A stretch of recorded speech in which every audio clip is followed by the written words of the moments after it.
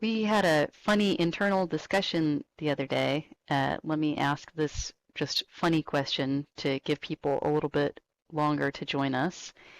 Um, do you have a favorite totally G-rated, like grandmother curse word type thing? For instance, my grandmother used to say malarkey.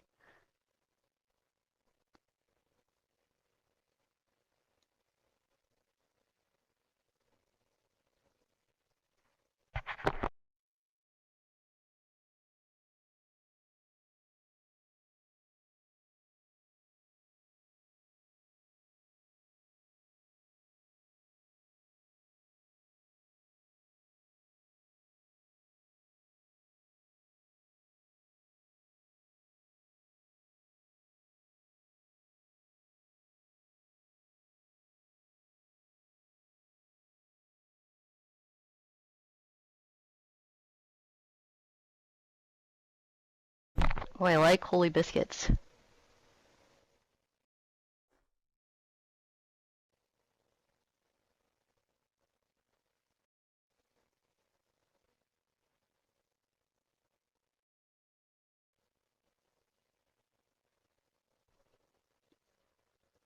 Hello, Kermit and Juniper.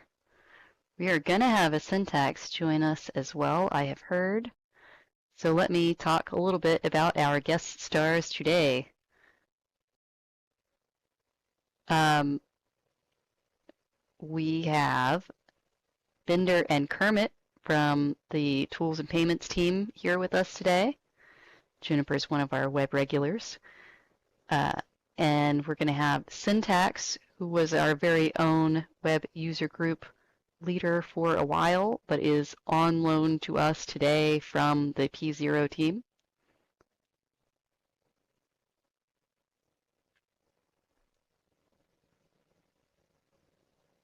Yep, we only get the loan of our favorite robotic dolphin.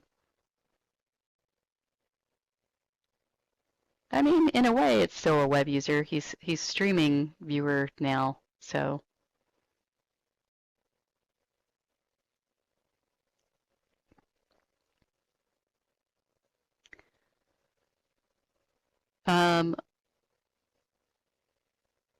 Let me tell y'all about a few clubbing with the dolphin Sntax. That's exciting.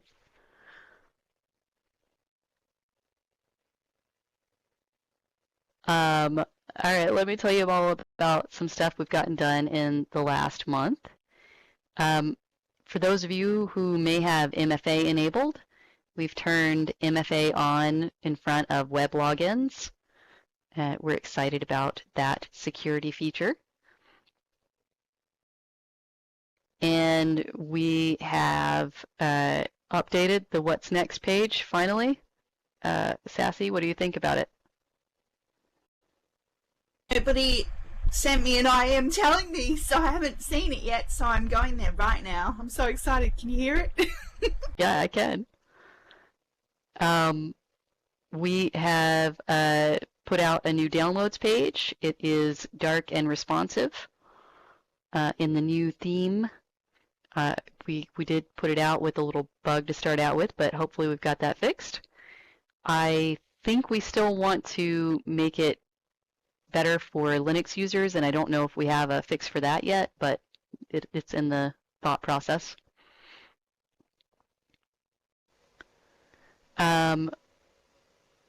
We have just today turned responsive product pages on Marketplace. So all of Marketplace is not mobile responsive, but if you go to a product page, you can look at it on a tablet or on a mobile device size.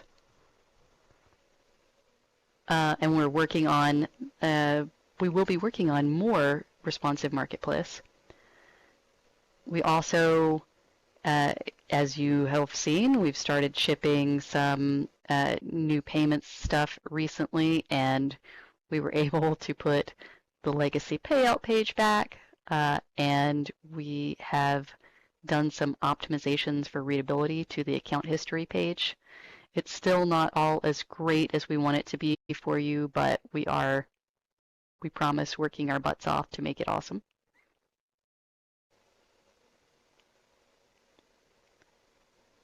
Oh, I like that, Rocky. Yay, ASCII art. It really does look great. I'm so grateful. Thank you so much. The same URL will work, right? Because the Welcome Hub has billboards for it. Yes, it should be the same URL. If it's not, let me know, Sassy. Okay, for sure. I'll get Viola to check everything as well. Thank you so much. I'm so glad. I'm so surprised Brett or Philip didn't IM me or email me and go, we did it, shut up now.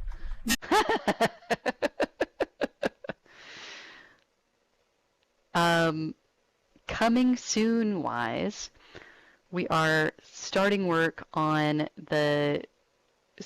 on the marketplace product page.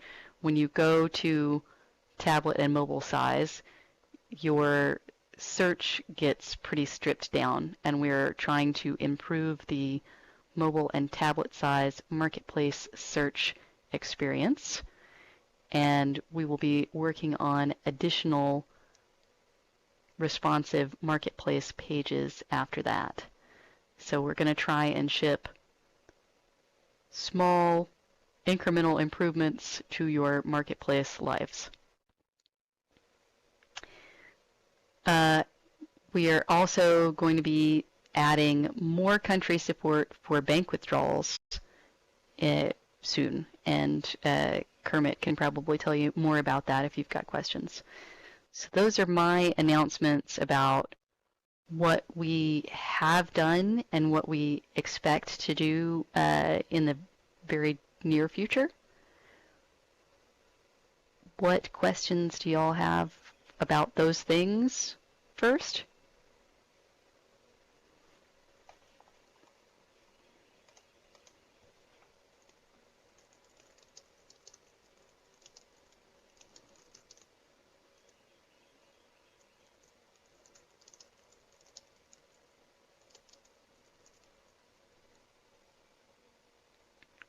You will die on the variance hill.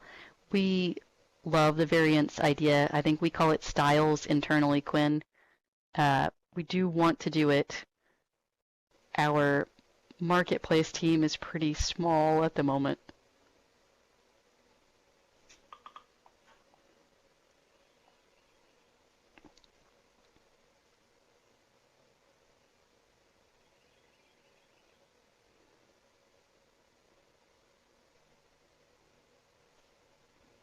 Variance is where we list one item and then the colors or the sizes, right? But you call it, what did you say you call it? Styles. Styles, yeah. But yeah, Okay. styles/variance is, yeah, where like, you know, you have a tank top and it's got one listing, but you can see all of the colors, the demo and the fat pack all on the same page and just like select between them, kind of like you would do on Amazon or other web stores. Right. It's it's been asked for quite some time, but it's not just that it'll be convenient, it will clean up marketplace. Instead of going to what's listed new and seeing 48 colours of one color. Yeah. Yeah, we know. We got close and then we lost steam with what the business wanted for a minute, and now we're trying to get it back to the top of the queue. So do please absolutely keep mentioning it at this. We count how often y'all say variance, and hopefully we will get a sponsor for it soon.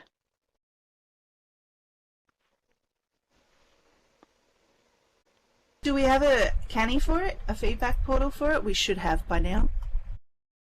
Probably. I don't know which one it is. I don't have that link to hand.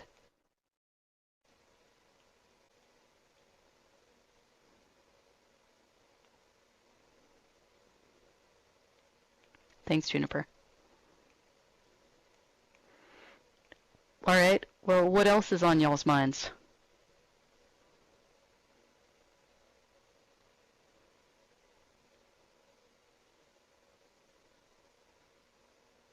Go for it, Sarah.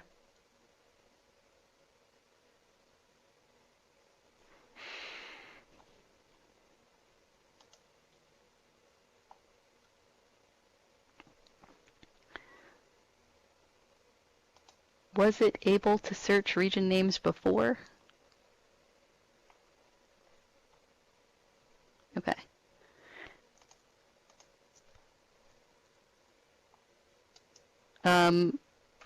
Your concern is noted, and I understand why it would be useful. There is a chance that it can get elevated.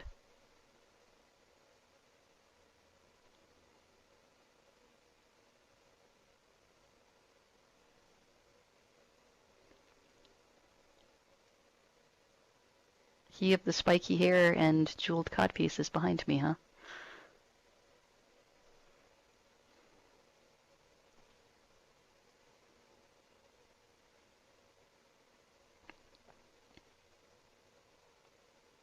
That list, that canny I just found is only 4 days old. I can't believe there's not an older one for it, but either way, let's upvote that thing. Probably because we were always talking about it in-house. Hi, Philip. Philip, did you see the What Next page is all beautiful now?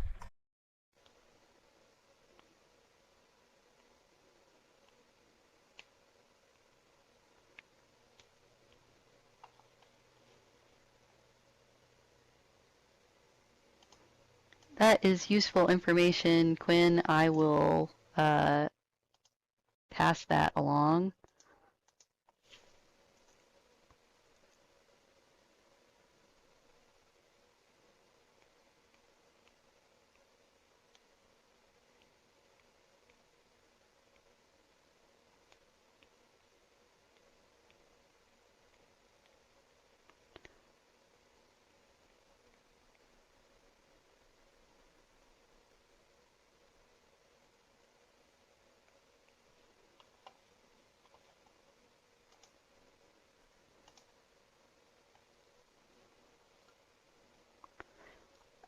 Can you hear me yet, Sntax?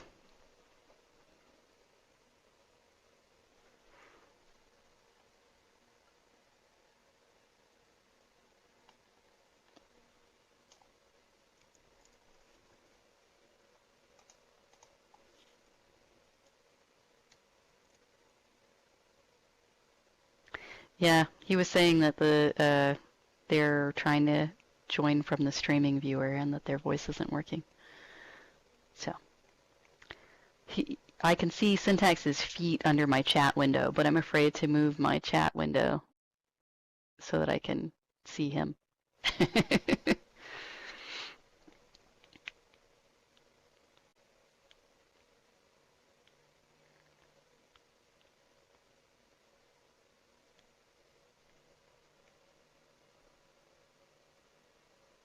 Philip still doesn't have a voice dot though, huh?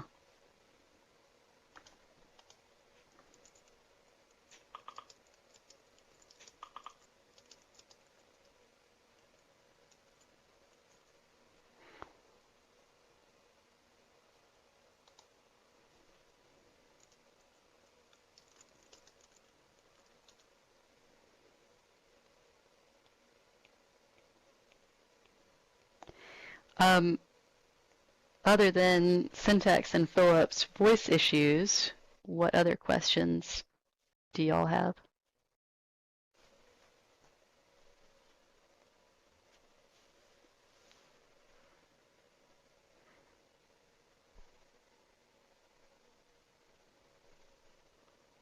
We have a Philip voice dot now?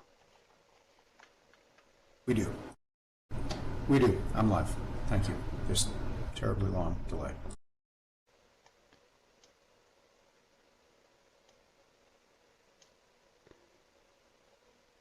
Sassy, tell him your excitement again.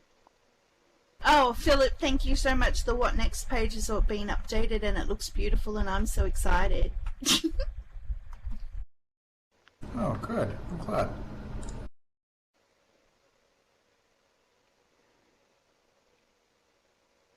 It's great. This Callie and Sntax's team did a marvellous job.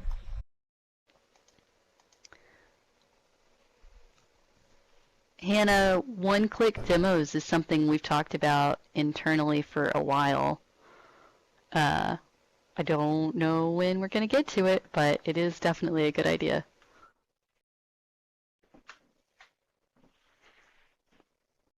The whole point of the multiple steps, the fact that there is advertising revenue coming from the second step.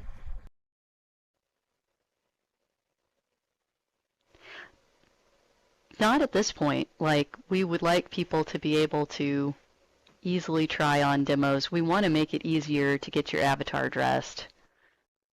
I think y'all have talked about, maybe even you, Sassy, I don't remember, having a favorites list that you can send to newbies to say, like, go buy all these things to set your avatar up the right way. Like style cards and stuff like that. Within Marketplace, we've discussed that sort of stuff a few times, yes. Yeah. I agree it would be easier, it's just that when you do go through the steps, there is a whole page of advertising, so people are paying to be in that second step, so I'm just probably what's holding it back.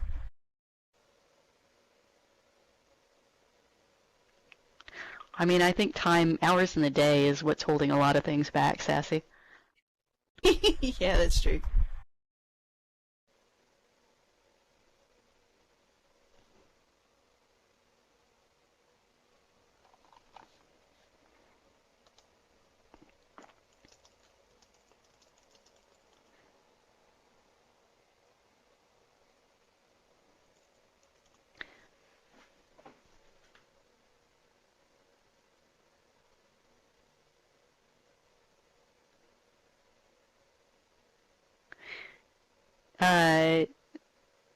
I know that this is going to be a dumb question, but what's an AO, Sarah?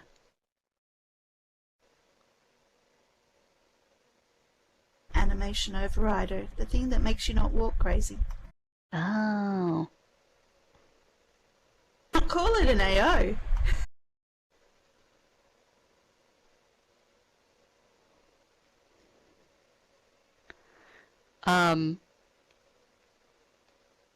I mean, there is the library that you get when you start, but I guess a lot of the stuff in there is pretty old, huh? So what would, like a Linden starter kit from us, or a Linden starter kit package that you could like go buy off the marketplace? Which way do you mean?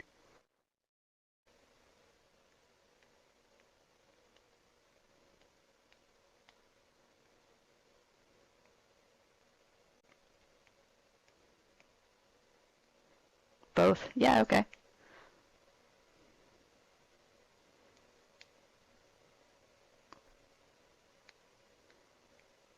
We should like rent out a mocap. Sorry, Colin. We could rent out a mocap booth and put you in it, Philip, and then everybody could have the Philip walk. Well, yeah, I was just saying, since everybody seems to be offended by the default avatar walking animations, maybe what we ought to do is have some content creator give me a better walking animation, and I could see if we could just copy it over to the default avatars so that they didn't need animation overriders. The animation overrider seems like an unnecessary step, right? It's not just the walk though. With the new residents, the Senra included an animation overrider, which they didn't name animation overrider, which I begged them to make sure that the jargon was the same. The poses in that are horrifying. Like, just, you know, when you're standing and things like that, they've got their arms up, they look like they're standing in doorways ready to charge 5 cents a dance. It's really embarrassing seeing a whole lot of people at the Welcome Hub changing between strange poses like that. That whole thing needs to be overhauled.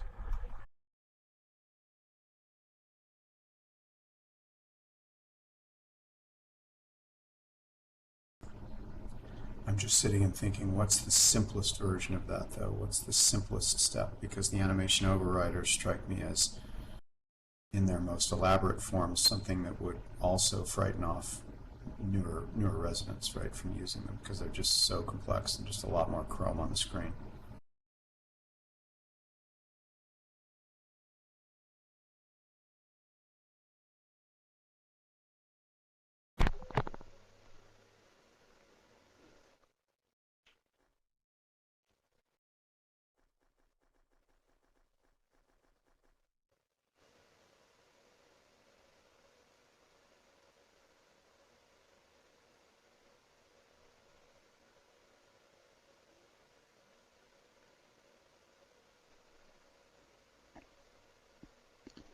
So,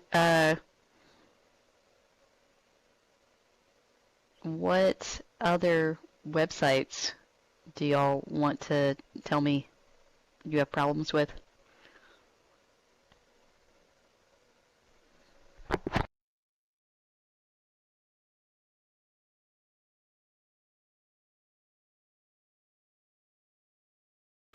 I wouldn't call it a new design so much as a cleaning up so that it can work on mobile.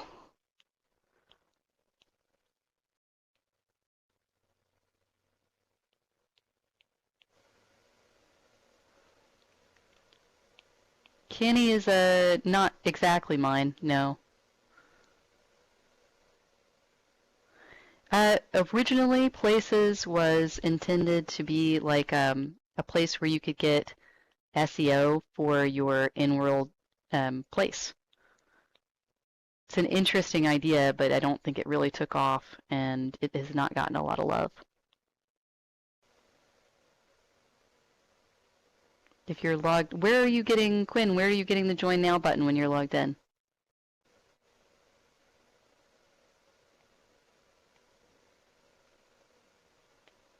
Oh. Oh, yeah, okay. That is a very valid point, Quinn. I will take that back to the team.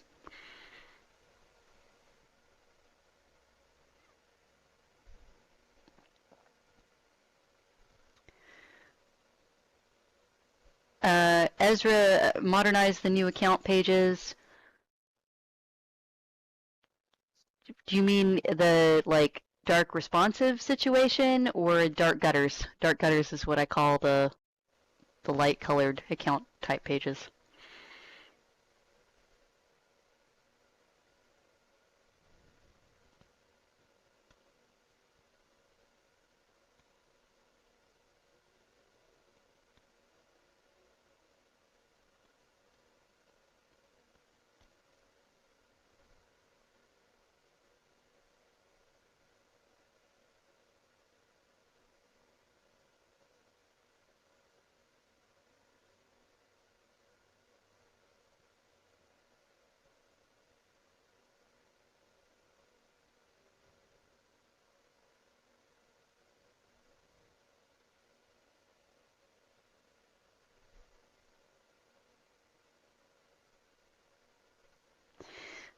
Eventually spooky.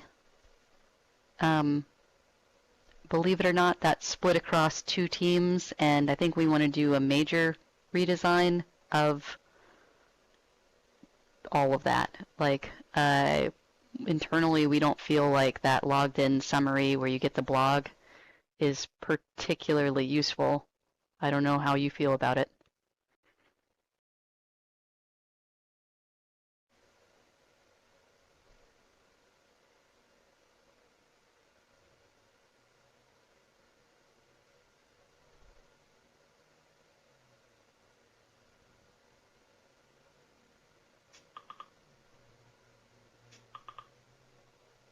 Callie, I just got feedback from one of the mentors because I posted in there for everybody to check on the Welcome Hub, and Caitlin said that apparently the destination guide is missing now from the What's Next page.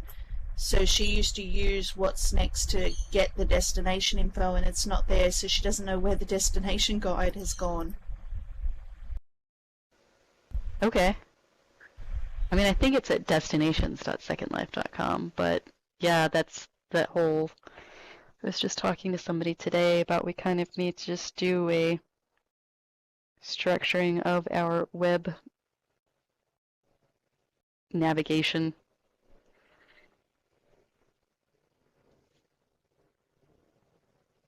Seems like just a big gone, though, being the destination guide. But then it should be also have its own, you know, title, I think. Like not be nested.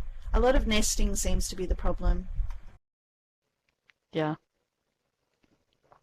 I've noticed that on Marketplace, the nesting, just to get to your own store, just to get to your own merchant home, it's like all these extra clicks now, whereas it used to be just one on your name and then a drop down. Now it's like a drop down and then another drop down. I hear you, Sassy. I might want you to talk to one of our designers at some point, because sometimes I think they're optimizing for bringing users in and forgetting that we have all of these people who just want to go about their second life and get to stuff quickly.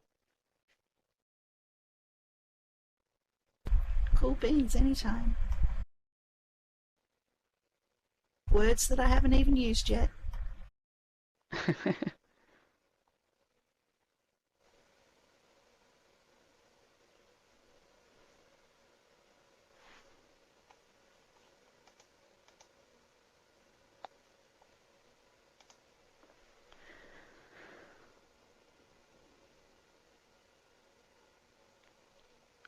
I wish for all of you to have a Kermit at your meetings, because he's amazing. He's helping me keep up and take notes, which I would be having a hard time doing and talking and reading all at the same time. Just reminded me, sorry to break the whole thing, where's Garfield? We have got Garfield chained to a deep terminal, and we aren't letting him away. Do you give him lasagna occasionally? We occasionally slip him a piece of lasagna, yeah. Caffeine-laced lasagna at this point. Yeah, Garfield's doing fantastic work, but is mostly focused on Project Zero right now. Okay, we love Garfield, so say hi. I'll make sure to let Garfield know that you miss him. I'm sure he'll appreciate that.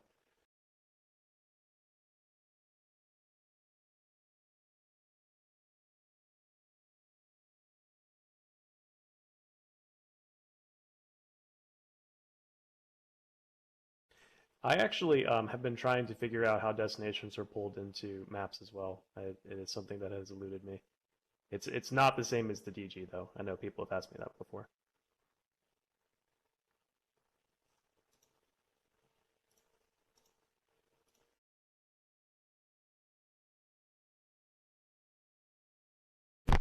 Sntax Philip, there's a whole bunch of P0 questions for y'all now. Yes, it is tend to be full a lot. When you say endless spinning circle, I'm assuming you mean when you try to log into 0.secondlife.com, you see like a teal spinner. Does it actually infinitely spin?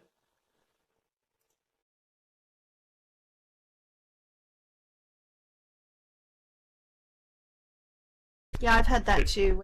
It just spins and I get over it. When it times out, do you get like a page like we're full? Dreaded oh no page, right?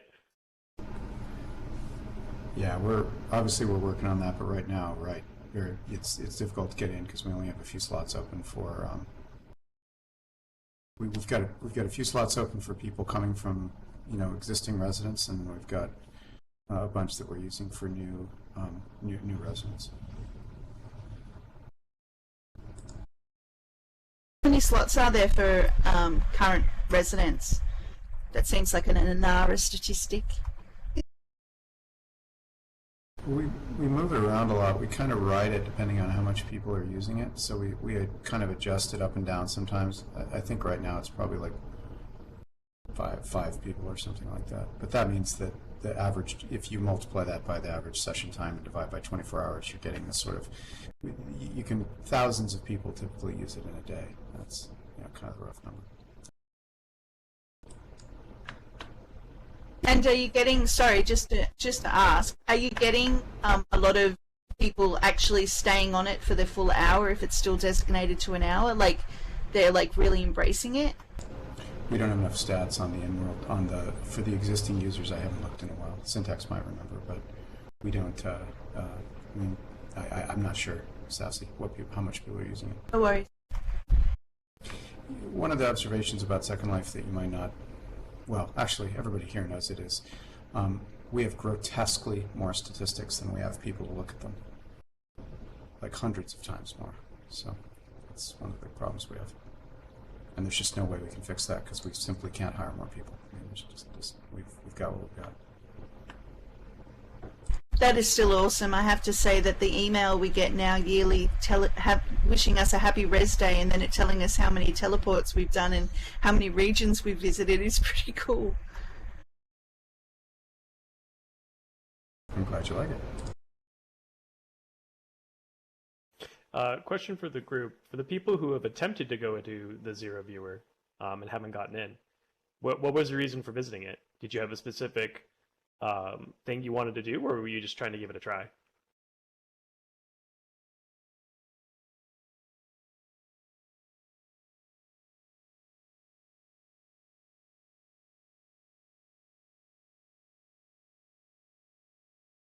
For trying it on a tablet? That's another good question I'd love to know is for people who are trying to use the Zero viewer or who have tried the Zero viewer, what kind of device did you use?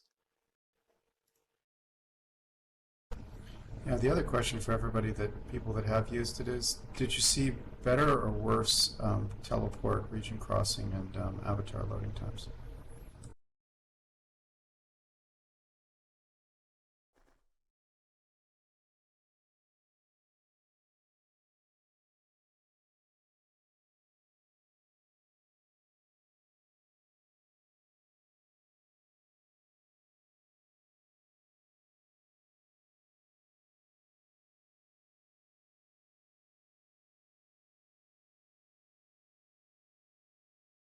You had better luck moving around on Zero on a tablet than on a tablet app? Do you mean like the Second Life mobile app?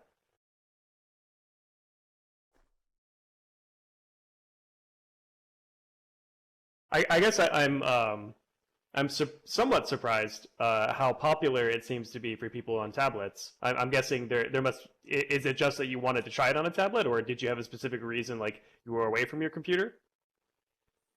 I see Quinn put down that they had to do a customer service thing for their merchant store, and they were probably away from their computer, and that makes sense.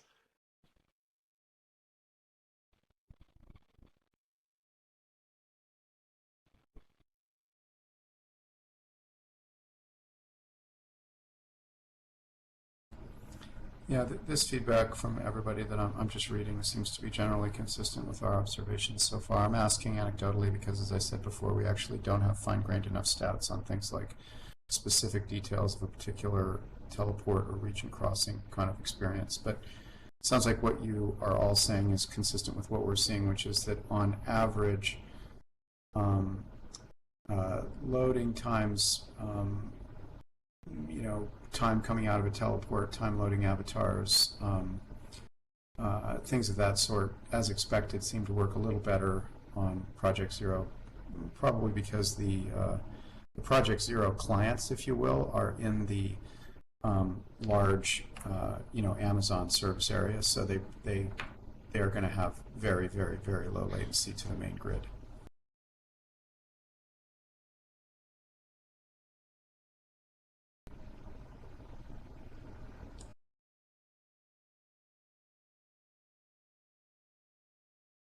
For those of you who did use Project Zero on like a tablet or a phone,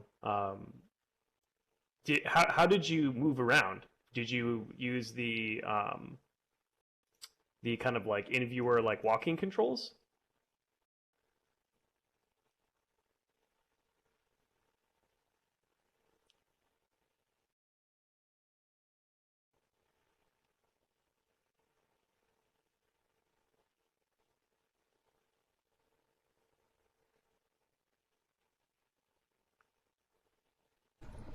It's not practical to use Project Zero on a phone right now. We don't. There's a few things that aren't done to make that work. You can't use your keyboard to enter things and stuff. I think there's a couple of hacks for that, but yeah, it basically doesn't work because somebody else said. We're not targeting that. We're not trying to make it work on a phone. I used a Bluetooth keyboard. Interesting. Yeah, I had heard that works too. That sounds like a fun trick. I love it. Good hack. But yeah, we do not. We are not attempting, nor do we intend it to be used on phones at this time.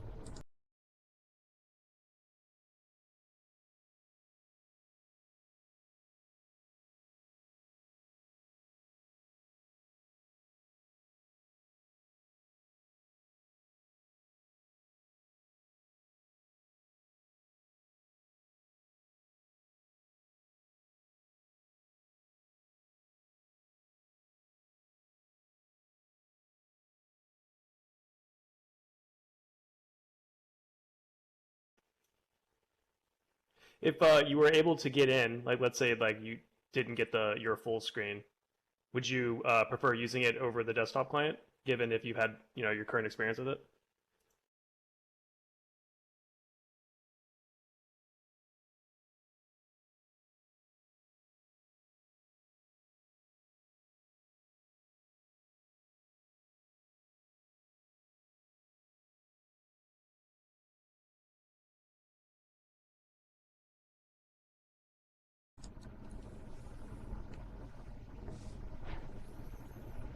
Hannah's comment is useful. Yes, we're working on that in general.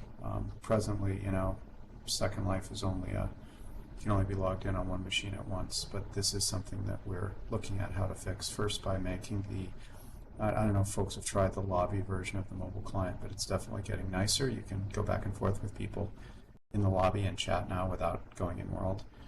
But we're still, there is some fairly substantial re-architecture we have to do to get to a point where, for example, you could send messages both from your desktop client and your phone at the same time and have everything be consistent, while you're logged into both.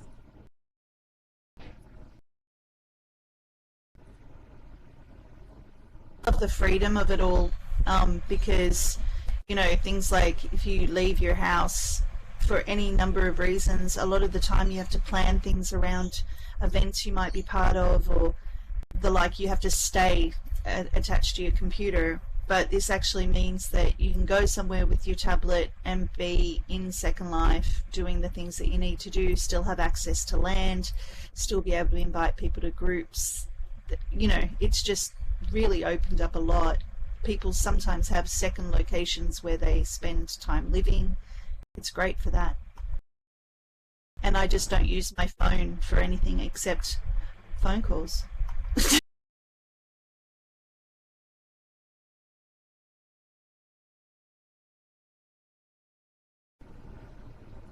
One question that's maybe another good one for folks here is, if you had to choose between, if you had to have the mobile version of Second Life do only one thing, and you had to choose between, door number one and door number two, if door number one was being able to message back and forth with people, read group messages, read events, in other words, do stuff that doesn't involve actually being in the world, but is kind of keeping you connected people to people, sort of using it as a companion app, if you will. And then door number two is us continuing to do the work, continuing to push on the work we've already done to try to get the visual experience of being in a location, like listening to music or something, working well enough on the phone that you could use the phone instead of a large desktop screen. Which would you prefer? Would you prefer the companion app, or would you prefer the, try to get all the avatars rendering on the mobile device, for example? Care about the avatars, don't care about the visuals. It was only that it would help people respond to customers, stop group chat from exploding, etc.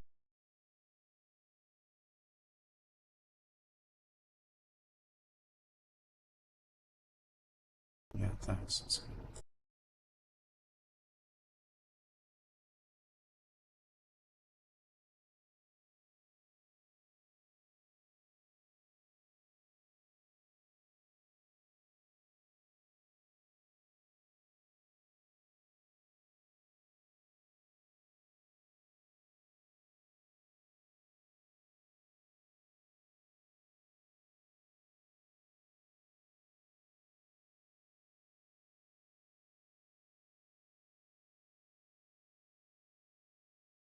That being said, though, I used the mobile app on my tablet and had a fine experience. I could see myself, I looked great, I could go to places, it was fine. I'm just saying that, as you said, if you had to choose between one or the other, I'd choose for the chat groups, etc.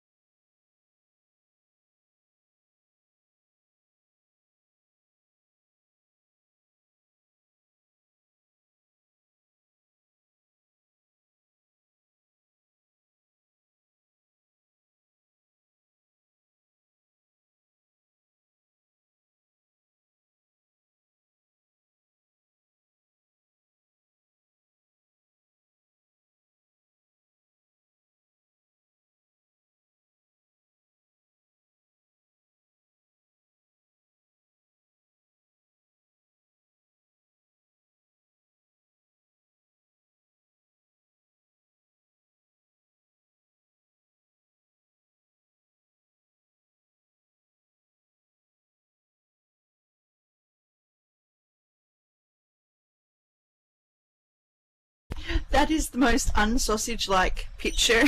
And I was expecting something like one of those things that they use at the front of car yards.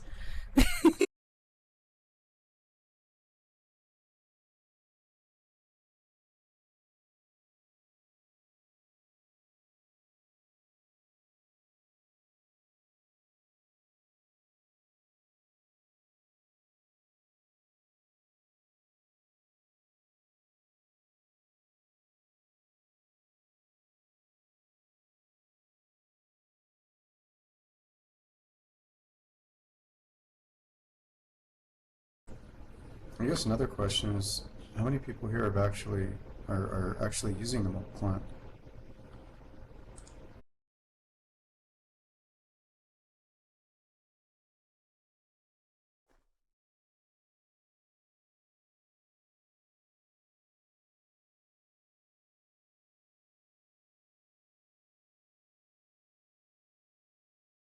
That's right. I hear that every once in a while. I'm curious for other people here who are running merchant stores.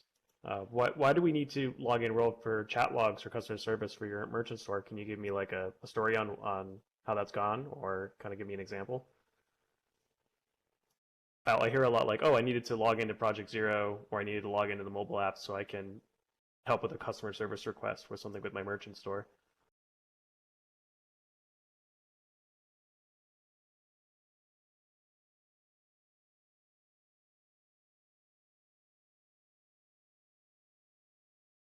Ah, okay.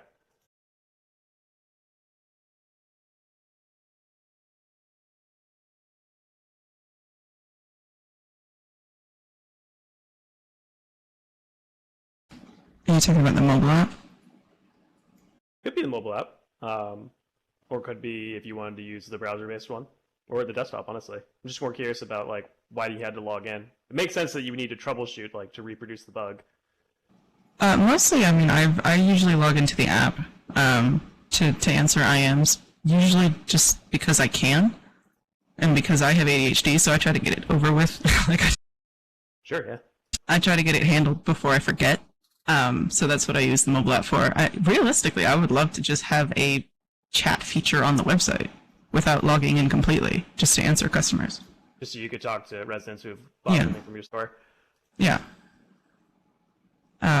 Because I currently I use SmartBots as like a CSR bot so that I have like an inbox with messages, and it would just be amazing to be able to just message customers from the website without having to log in, especially if it's something like, oh, where is this? Or something simple that I can answer without having to troubleshoot anything. But I have used the Project Zero in an attempt to try to troubleshoot something. But I've had a hard time getting into it lately. Like, it always times out, so. Yeah, thank you. Yeah, the point about chat on the web is a really good point. As I said before in our project planning on this, the trick is that we have to substantially re-architect the system so that the chat function can be used independently of being logged into the world. As you all know right now, to get any chat, like even group chat, your avatar actually has to be present, visible, and logged into a particular simulator. We've tried weird hacks on that in the past. Like, we've thought, well, we'll just put up a bunch of simulators that will be like these ghost simulators that you'll log into, kind of, you're not really logged in, but your avatar is sort of stuck in a box somewhere so you can get messages. But what we really need to do, and we're doing part of that now, is change the messaging system for both group and individual messages, group and individual chat messages to be transmitted through a modern type of technology that doesn't require that you be concurrently logged into Second Life. So it's just a lot of unwiring that we're having to do to untangle that. We historically routed all messages, no matter what they are, through a simulator, and so that's the thing that slows us down in that regard. It would be great if that gets worked out. That would be a wonderful feature for everyone to have and really help with continuity. Yeah, thanks. I'm just telling you why you don't see that more quickly, given that it's so obviously a sensible thing to do. You totally ought to be able to just use a browser and get your messages, but we're just not there yet. Actually, if you ever did give us a dashboard, ability to communicate through the dashboard. The ability to open and read a note card without being logged in would just be the most epic gift you could ever give to content creators and staff ever. We have to actually log in to read them. Yeah, if the those chat features could get implemented, then having that on a dashboard for the chat itself, of course, that would be doable too. But yeah, note cards, I wonder. I mean, it's just text. Is that an option?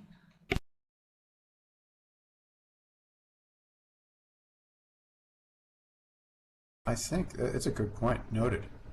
Noted. It sounds like a good application for us to be thinking of as we get this working. The messaging, I think, is a little different than looking at inventory, like Kali said, web-based inventory. The system changes that are required in those cases, I think, are somewhat separable. But yeah, noted. That's a good point.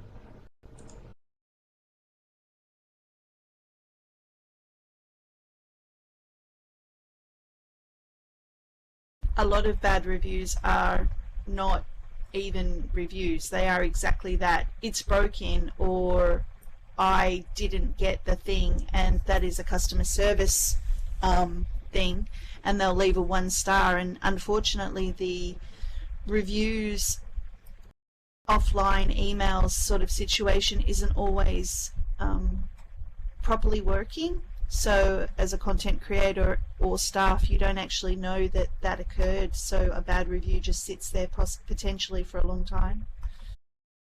And then we have to flag it, and then you have to do the job of removing it. It's just such a time sink.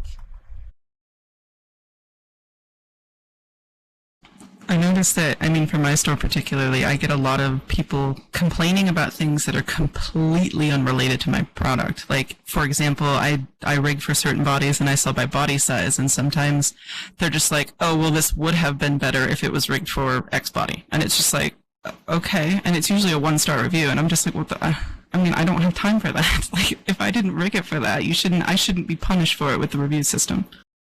Exactly, they do things like, it didn't come in my favorite pink. What? It's grass.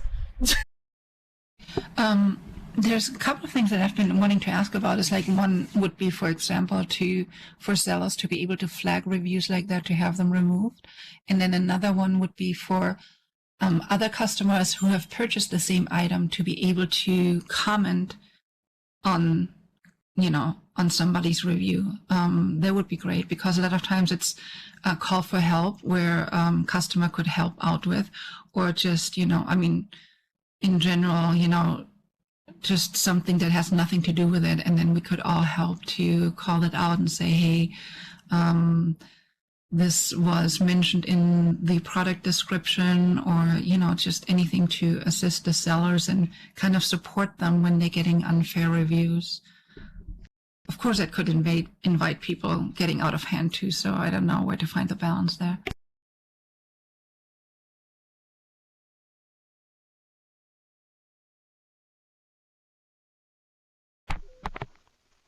There's a lot of cat and mouse kinds of things with the review system.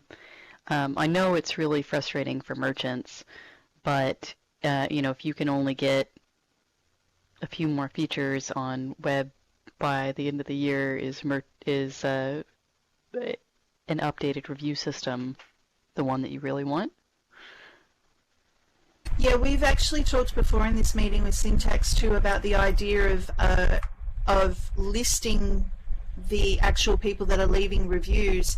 So, if I see a review by Darkover on a dress like the one she's wearing, and I should be able to click her name and then see the history of her reviews, like they do on, I think, Yelp and Google reviews and things like that, because then if I see that all Darkover does, and she would never do this, is leave bad reviews on people's product, then I know that the review she left on that dress is probably BS.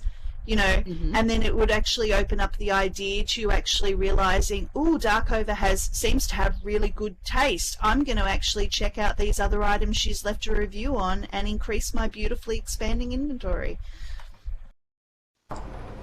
With respect to marketplace, I don't know whether it's helpful to think about it this way, but you know, one question for us all might be, is there a marketplace out there in the world, you know, like on the web, like for hard products, so like Amazon or something, where we could point at, you know, that marketplace and say, this big feature, this big feature, this big feature, we should just copy those features precisely, you know, into our own marketplace. Because I think one of the problems is not so much that marketplaces are so much code to write, it's more the product management and the, you know what I mean, the huge amount of design, research, testing time that's been put in by folks like eBay that Sarah just mentioned, you know, is billions of dollars more than we can spend, but we could just copy stuff that they're doing precisely.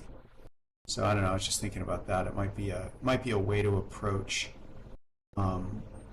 redesigns for some of these types of things, because the code, you know, we might be able to do, but in many cases the back and forth with the customers and, you know, on the design side, there's just no way we can do it. There's no way we have enough people or ever will. I have a question. It's kind of a Philip question, but not for Philip. Does the star ratings and the review actually do much for the stores and the customers? Like, do you actually search Marketplace? Everybody in the room I'm talking about. Do you actually search Marketplace only by the best rated item, or do you just search Marketplace? Do these really bad one-star reviews actually do the damage that everybody thinks? I think you can sort by reviews, right? Yeah, you can. I'm just asking, does anybody actually marketplace like that these days? I remember like 15 years ago, it used to be all about the best, the 5-starers, blah, blah, blah. But like realistically, I think we've all grown up from that. We realize people don't leave reviews. So a store that has no reviews could be the best store in SL. And I hate using the word best, but you know what I mean? Yeah. I personally, just in my own experience shopping, the amount of reviews a lot of times I actually value more than you know, how many 5-star reviews they have. So if I found a product that was like 3 stars but had like 100 reviews compared to a product that had like 3 or 4 reviews and they were all 5 stars, I'd actually be more interested in the one that had lots of reviews, just because there's more information there. Right. The other thing is too, back to the thing about looking at reviewers' history. Another thing that would tie that in is the fact that you know, you're seeing your own history as well. I know that I used to be really loath to leave reviews because of working for other brands. It always felt like something people would think was wrong or dismiss or something like that, so I just tended to not do it. But if I left a review on something that also turned into rubbish, that way you can go back and find all your reviews. I don't think we have that option, do we? Every review we've ever left as a list? I don't think so. Pretty certain that's not a feature. Or there's some extremely manual, hacked way that you could look at that.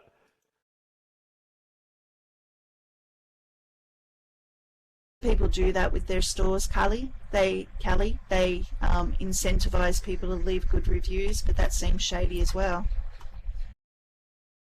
Yeah, I think a lot of times merchants will put it in like the note card, right? Like if you leave me a review, I can give you a 10% off. I think that's ones I've seen before.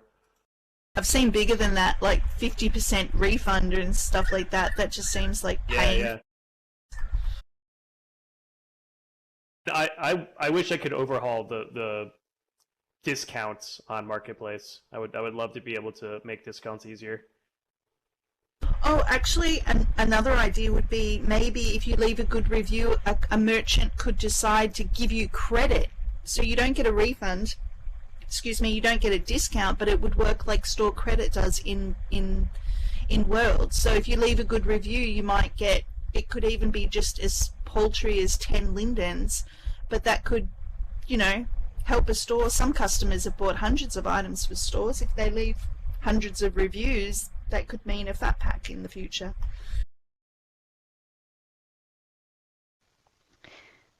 We are coming to the end of our time. Is there any last thing that people want to talk about today?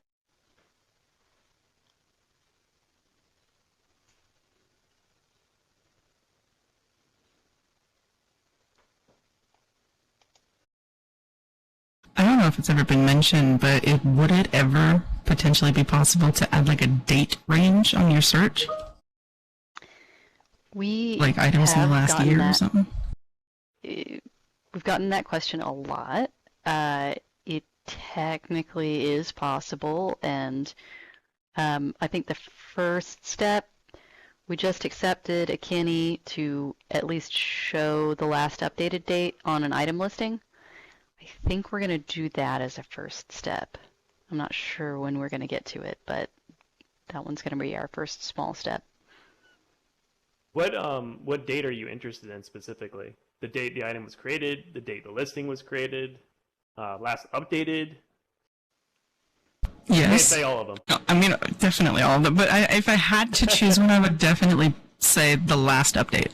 Because, you know, if a product is just abandonware, you can tell, or if it's an old product, but it's been updated frequently. Like, you know, rest in peace to him. But Bosch, he was updating his scripts all the time, but his were up there for forever. So it's like, realistically, that script would show up as one of the oldest products, but he was constantly updating it.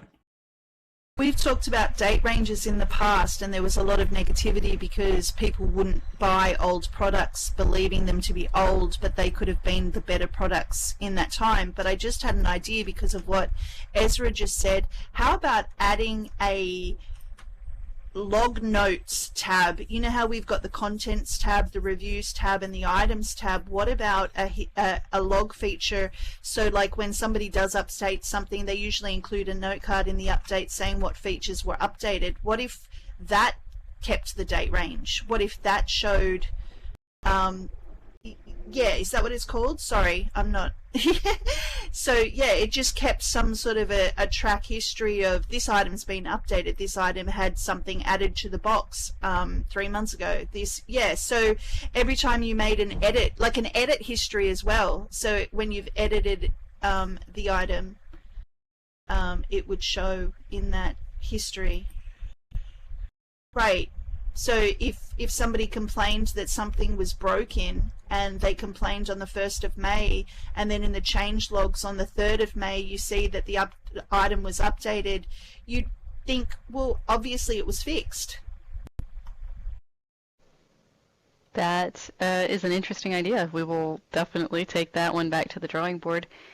Quinn or Sarah, I lost it in the scroll. You were asking about from a merchant perspective, the ability to send items. Yeah, there's some items you can get the redelivery as a resident, and there's definitely a bulk redelivery button from the merchant side.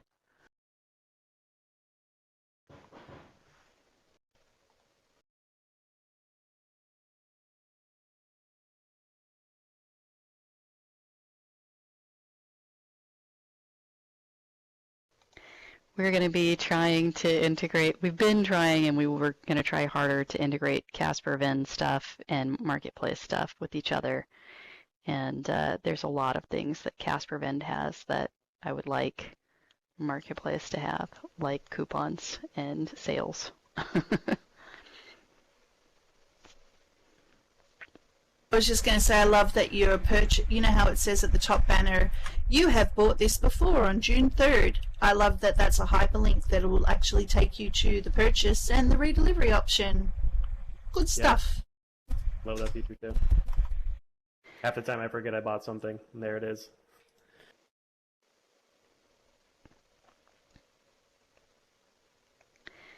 All right. Well, it was great talking to you all again this month.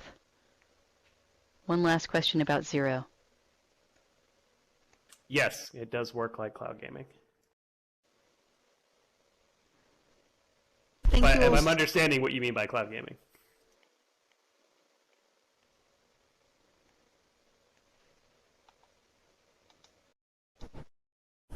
Yeah, like Sntax said, if what you mean by cloud gaming, or I should say the simple explanation of how Project Zero works is that it is a version of our client that runs in the cloud and streams using WebRTC the video of what it's seeing down to you, and then gets your mouse and keyboard commands and sends them back to the client in the cloud. So the expense of it historically is that you have to run a whole computer in the cloud that's basically serving as the client. But the bet that we're making with Project Zero is that to a certain extent, because of AI, the cost of cloud machines is just plummeting.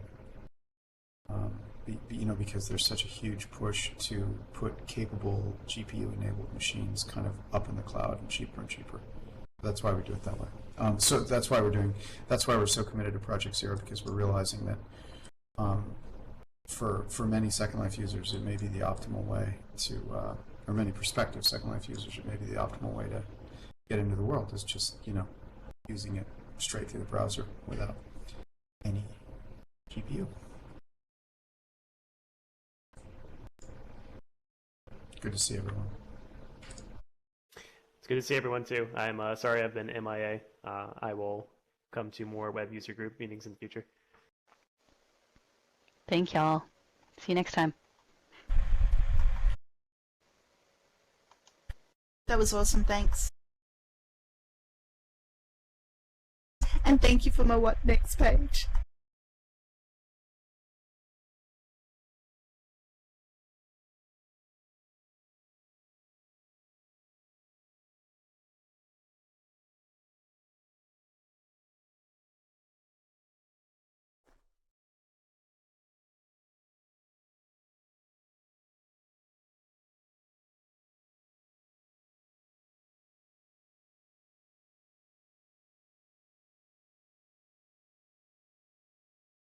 Bueno, destapamos el vino.